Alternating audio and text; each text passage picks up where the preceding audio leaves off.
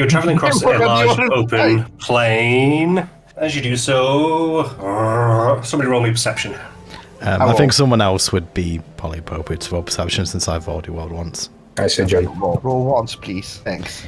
Hey. As you guys are walking along, John, you start to see some of the mounds of earth starting to shift around you all. As you do so, you see a head pop up and several appendages start to dig away at the dirt as it starts to rise up. It stands on 4 legs with a tail. It's relatively small. You see mandibles stacked together looking towards you. Hey guys. How large does it look? Small. So Half a about person. 4 foot. Is it? Just to get a better look at it, so a large one in the corner. Oh, no. Okay, it's kind of cute. I wanted to say that. I mean, it's kind of, it looks cute in an apocalyptic kind of way. So, John, what do you do? I obviously pointed out to the guys. I'm like, okay, it's a burrowing thing, apparently. What do you want to do? Right, start standing in stone. Has it noticed us? Is it moving aggressively towards us? I'd say get into formation, John. I'd probably say turtle. Burrow. As you say that, John, you see earth moving around in different places surrounding you all. Okay, there are multiple ones, guys, so we're about to be surrounded. Yeah, definitely turtle. Yeah, let's move to turtle. I'd say you have enough time to move into formation then, and then everyone roll initiative. Now, Also, my reaping and peeping will let me know if something is underneath me. They cannot sneak up on me. I have blind sight. How far? 10 foot. 10 feet. Ooh. Sure. Do you want to give me a space you can see in? Maybe Oh, sure. circle? How the fuck do I do this? Ah, here. Radius, 10 feet. Several start to emerge from the ground. The one that you previously already seen is curled up and is going to take a little snip at David. It takes a snip at you, and I told you in that one, in the first roll. Duty word? David, do a thing. I'm not good at close quarter combat. So this is with disadvantage then. Everyone gets 1. Yeah. So who was you shooting at? Was it the nearest one? Yeah. Let's do some splashback.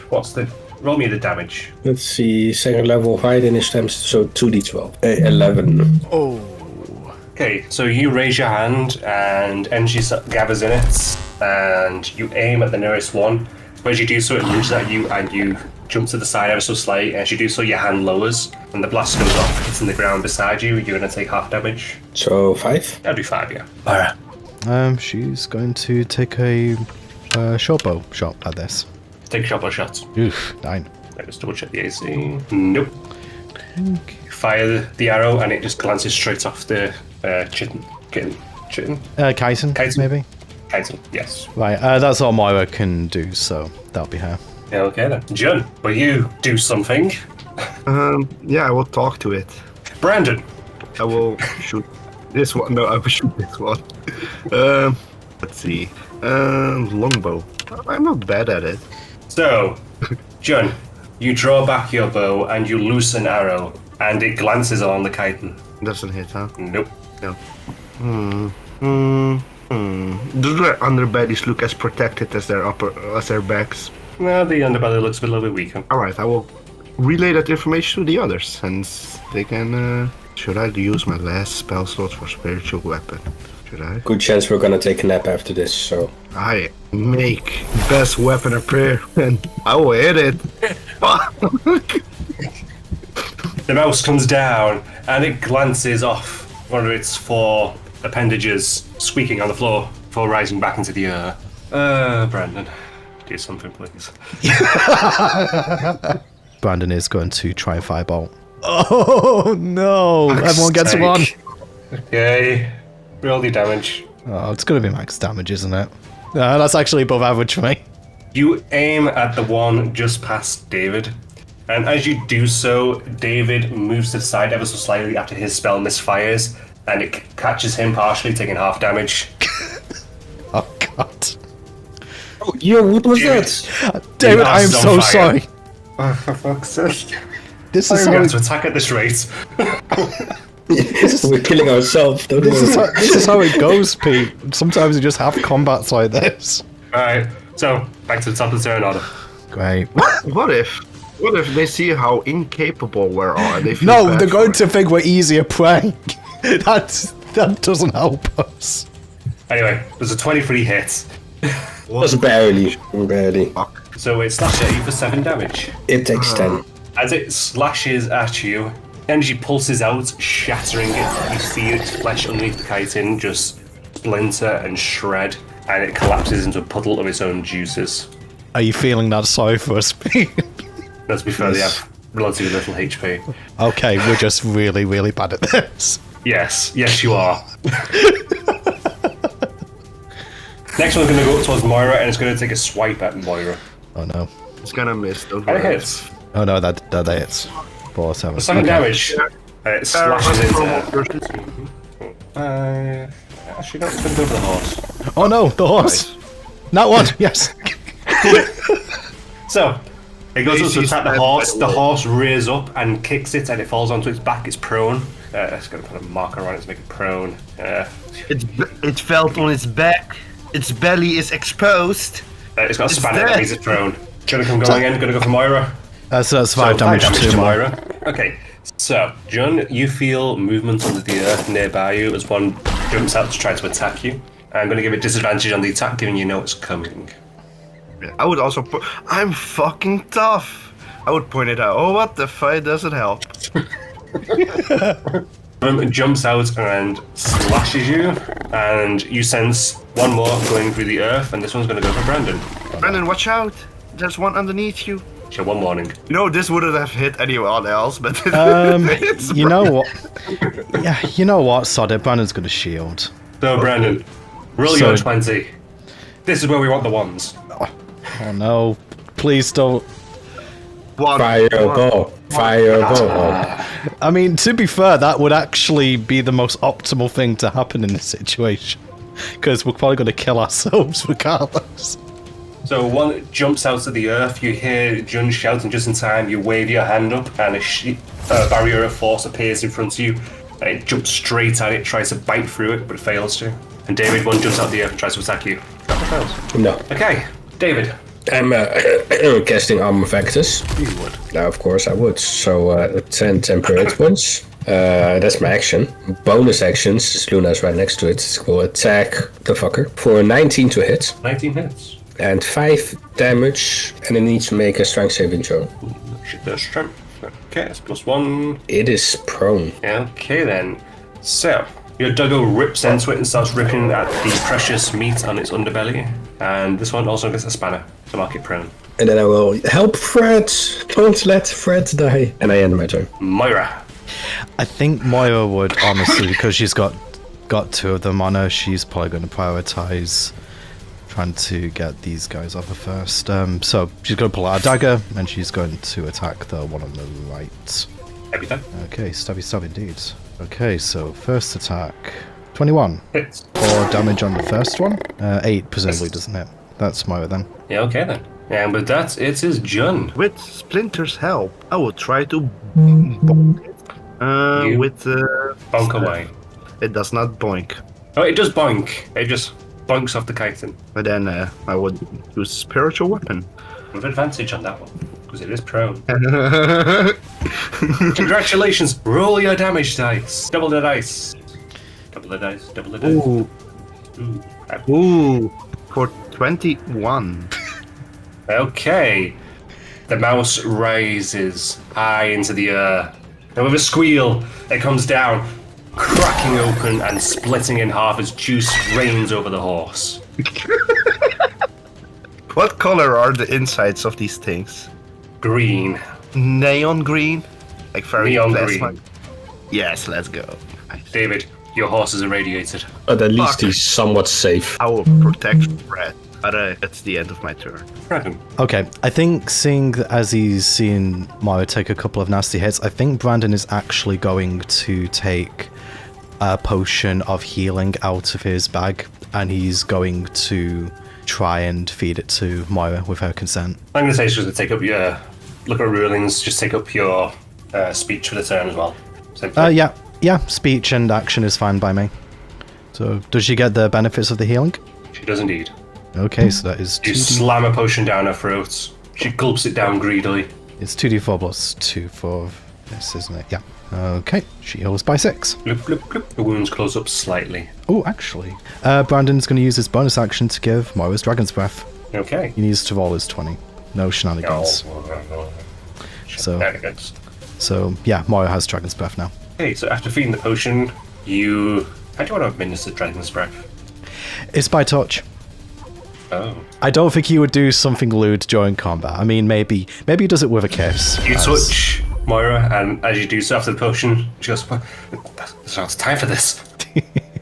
It's actually, no, he can't respond, can he? Because he's... No, you can't, nope. He shrugs helplessly. Okay, the bug's turns. So, 2 of them are facing Moira, 2 of them, and we're going to attack Moira. First one. Yeah, that hits. 6 damage, and slashes into her. The next one's going to attack. 23 for 6 damage. Ooh. Also slashes into her. She's down. Moira goes down. She gets a spanner. So, the one that was prone due to Luna now gets up, and it's going to take a snap at Brandon. 4 damage. It bites your shin. Then one's going to attack David again. 10. And one's going to attack Jun. That hits. For 7 damage. David, your turn. Since Moira is down, I will heal her for a d6, and that's the last bit of healing that I can give. Okay. So she is awake at the very moment. Does she keep the Dragon's Breath or Now, not? the thing is, Brandon is the one actually casting the spell.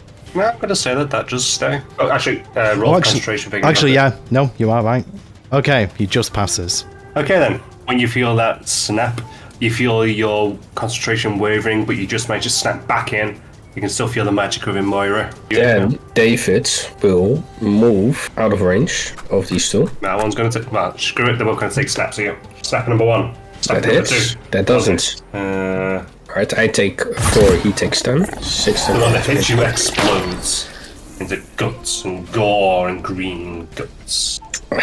I was hoping this one would also hit, but I guess that's it. And then I will cast the Eldritch Blast on the one that's still remaining. Roll to hits. That's a 24 to hit Hits. for 6 damage. You cover Luna with green guts and gore. Don't worry, boy.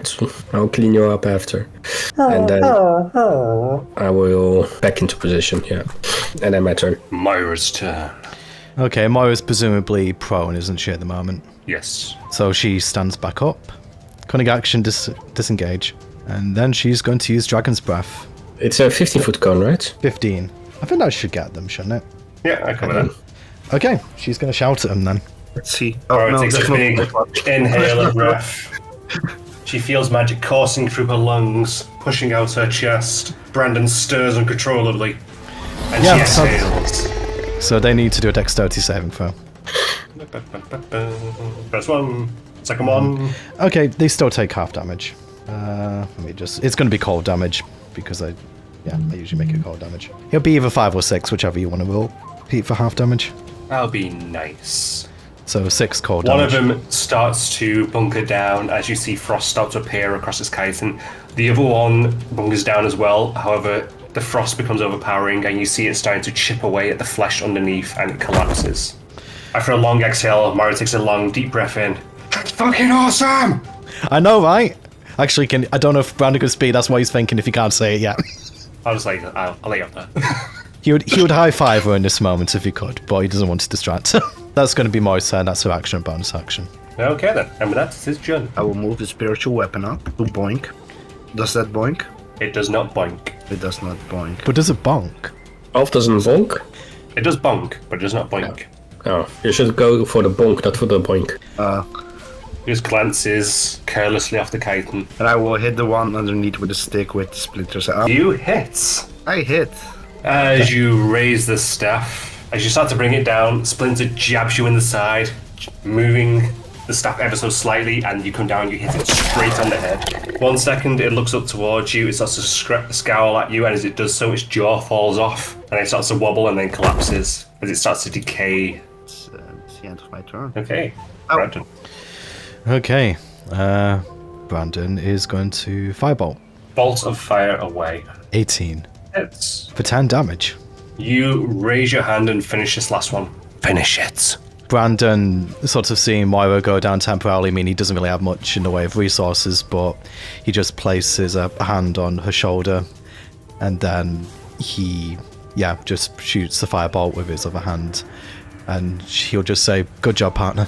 As your firebolt leaves your hand, goes straight into center mass, and it just bursts into flames, and it squeals and writhes before falling silent and still. And with that, combat will end. Moira will turn around and look at you and go, "Do you see what it is? I breathe fire! Well, I breathe frost!" You are incredible. Just gives her a kiss, and just a bit of a hug, seeing that she did go down. You get a little bit of frostbite, just so you have, as she kisses you back. Tongue now numb. Yes. Worth it, in his opinion. Worst case scenario, they could have fused together. And with that, there is now a quest prompt. Quest, Kruffic Clearing. Repeatable. Description, clear a Kruffic nest. Objective, 0 out of 1. Reward, 450 XP. 450 XP. That's a lot more XP than for the we get from Terrorbirds. Yeah. Terrorbirds. Which also makes me wonder if we have to kill a lot more for every nest. It's for the nest specifically, but not per individual Kruffic, I noticed. Yeah, but how many Kruffics are there in a nest? Well, yeah, that's as you said. That's the thing. But that's if we what I'm have saying. to kill roughly 200 for every nest. Yeah, then it's not worth it. Exactly. I'm not saying we should do it, I'm just pointing out straight away that we don't get it per Kruffic. I mean, the only thing that is notable is that these guys seem to be a lot less durable than the Terrorbirds, but it's unfortunate we just don't have anything to hit. Actually. Melee-wise, yeah. Not melee-wise, but just to deal with a group at once. I could learn something, actually, that could help.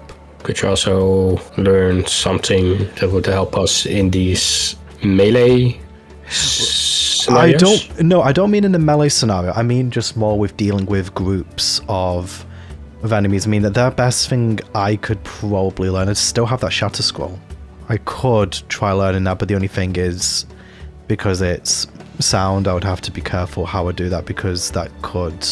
I mean, it'd be like when I learn Fireball eventually, but I won't get access but does that also include or exclude us? Well, I mean, I think I can choose the position of where the sound originates from, so if I get it wrong, then it could include us. But what I'm meaning is if we actually, find the nest and we get the first strike and there's a group of them, then that could probably in such a situation it would be useful. Because we generally don't really have a way of dealing with groups. I mean, that's why I gave Moira Dragon's Breath just now, just to try and deal with a couple of them at once. Which is a solid way to deal with groups, if you ask me. But yeah, maybe I might need to consider learning that. I was thinking of going for Enlarge Reduce, but yeah, given our situation, maybe that might be best. I don't know. I don't have time to learn it at the moment, so it's a moot point. But something to consider for later. Okay, so what do we want to do? Do we want to move on a little bit from here, or do we rest? Want to... We're gonna rest. We're going to rest. Okay. The question is, are we going to quest here or like 100 feet that way? But that's what I'm saying is, do we want to move a little bit away from... I don't think we should rest right next to these bodies. I say 10 minutes, not enough to... Just a few minutes away, I think. Yeah. Do I see the tunnels on the ground? You do see signs of tunnels, yes. Yeah. Then I would guide the group to a place that has no tunnels. Maybe I should have paid attention to the tunnels I was seeing on the ground. I mean, I suppose, Jun, there wasn't really a need for you to... Well, we didn't really know anything about the Griff. Well, actually... Hey, David, do you want to just take a sample of one of those things, just so we learn a little bit more about these things? I mean, they're definitely Kruffic, because the quest just told us. But just to see if they've got any weaknesses, perhaps? Sure, but it will take... Oh, it takes only 10 minutes, so should be relatively easy. Then 10 minutes to perform the ritual, then it's another minute to know if it has any vulnerabilities or flaws. Okay, so as you perform your ritual, wiggle your fingers continually. The main vulnerability is their intelligence, not particularly bright. They're also, believe it or not, very charismatic. But their intelligence is the weakest component. They all are rather hard to hit. They go through 3 stages of potential growth. The ones you just fought are young. They can grow to adulthood, which is where the majority will then stop, but there is the occasional where they can ascend to Hive Lords and Queens. For the most part, a Hive Lord or Queen would only be present in a very large nest. Nesting sizes can vary greatly from small clusters to much bigger clusters of 100. Well, their weakness, like June, is intelligence. They come in 3 stages of life, and I just relay the rest of the information. So you say a large nest is about... Say a large nest was about 100? 100, yeah. And how about a small nest?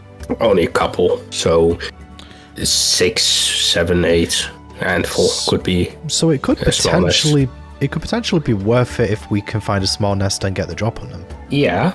As I say, potentially. But every time it would be a gamble because, it could be anywhere between let's say 10 and 100. As a whole, they are very good at burrowing. This is their natural habitat to dig through solid stone. Yeah. I think, honestly, David, if we were going to attempt it, we probably would need to plan it and pay special attention to our surroundings. I don't think it's something that we would just do on a whim if we attempt it. As I say, it's just something worth considering if we're running out of options. That will probably be a point where we can end off this session for now. Okay, so thank you very much for watching, everyone, and we will speak to you next time. Goodbye. Like and subscribe. Like and subscribe. Bye-bye.